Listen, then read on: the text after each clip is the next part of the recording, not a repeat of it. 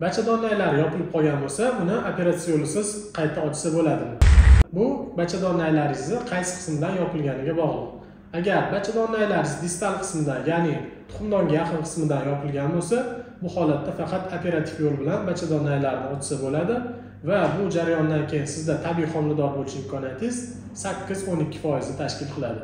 Agar bachadonlaylari o'rta qismidan boylangan bo'lsa yoki kesib DHS qilingan bo'lsa, bu holatda faqat operatsiya yo'li bilan bachadonlaylarni qayta tiklasa bo'ladi va bu holatda ham sizda yana tabiiy homilador bo'lish imkoniyatingiz 10-12% tashkil qiladi.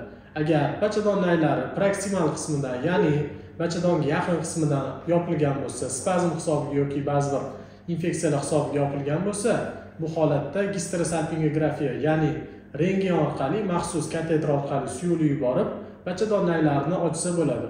Bu usul deyarli 85-90% samarali hisoblanadi va bu usuldan keyin siz tabiiy homilador bo'lish imkoniyatiga ega bo'lasiz.